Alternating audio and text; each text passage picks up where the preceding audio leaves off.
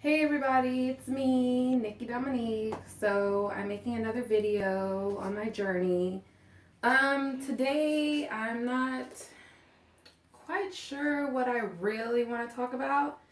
I think I want to talk about recovery and living with an eating disorder and exactly how hard that is for people of color and stuff like that. For instance, like if you look at me like from like a full body spectrum type thing, like most people wouldn't think that like I have an eating disorder unless they've like known me previously and seen how much I weighed before to see how much I weigh now. Then they would definitely think there was like a really big difference, and then they would think like, oh, well, you just must have been working out a lot, or like, what's your secret type of thing. And then I would just tell them, oh, I've just been working out, I've just been dieting and stuff like that, instead of telling them, I have an eating disorder and that's how, I've gotten so small. And then people will be like, oh, I really want to look like you and all this other stuff. So I think that's what I want to talk about. So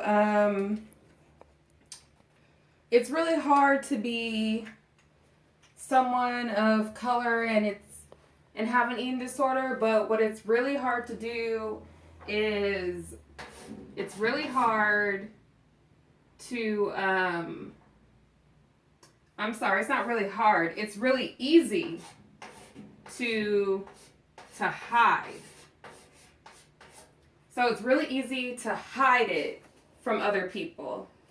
And because you can cover it up so good by the way that we look on the outside, although on the inside, we're really messing ourselves up, like physically and emotionally and everything. Like, we're really messing ourselves up on the inside. But it's so easy to hide that no one notices how messed up we really are.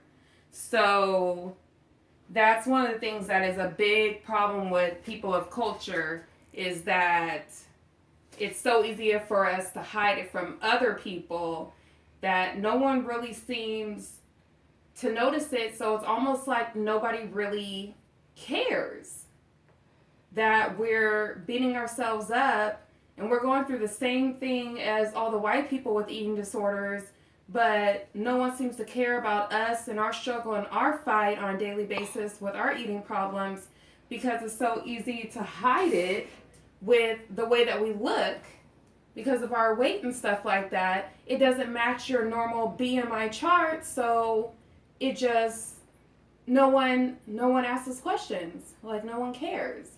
And that seems to be really hurtful.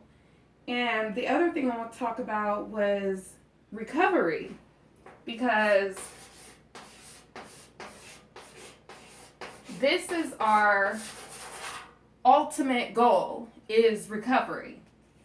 It's just that some days it's like, I don't know, personally for me it's like some days I want to get better. Like, I really do want to get better. Like, I don't want to be sick. I don't want to be in the hospital. I don't want to have to deal with food and throwing up and counting calories all the time and working out and all that stuff. And I don't want to deal with that every single day and feeling like I'm not successful because I always have this eating problem that's going on that's slowing me down from reaching my true goals and what I could really be and everything. And it's been going on in my life for so long now, for like over a decade now, that it's really taking such a toll on my life and my body that I really do want to get rid of it. But it's just so hard to get rid of it because it's become such a part of my life that it's just like, I don't know how to let it go, because I feel if I let it go that I would lose control over everything in my life and I wouldn't know what to do if something were to upset me, or if something were to drive me crazy, or if something were to, I don't know, if, like, I wouldn't know what to lean on. What would I have to lean on if I didn't have my eating disorder? It's almost like my best friend. Like, what would I do without my best friend? I'd only have myself, and it's almost like I feel like I can't really trust myself. Like, I need my eating disorder. So it's like, I want to get better, but how do I get better with letting the eating disorder go?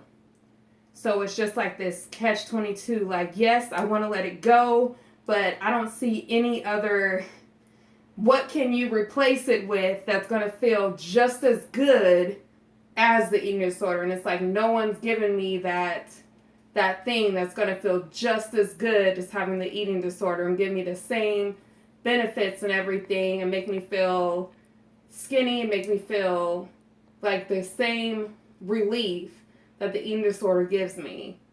And so that's just been one of the hardest things. But we know that we all need to reach that one point that is recovery, to where we can let it go. So that's one thing that I do want to always come back to and always to focus on, because I want my videos to not be about the eating disorder and how to get smaller and everything like that, but how to eventually recover and stuff like that. So one thing that I have tried to learn is to try to just take little steps at a time. Like, if you could just take like little bites and try to keep it down, and try to work out just a minute less than you were before and stuff like that. That's just helpful.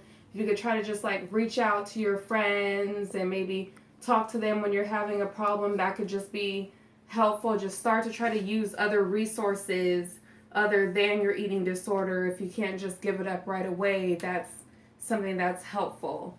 So I just want you guys to just try that for the next week. Try some different techniques for the next week, and just see how that works. And if you want, just comment below and tell me if it's working, if it's not working, if you were able to do it, or if you weren't able to do it. Just let me know if that's helpful for you guys, to just see what it's like to just try something new just a little bit and see if you felt that uncomfortability or not.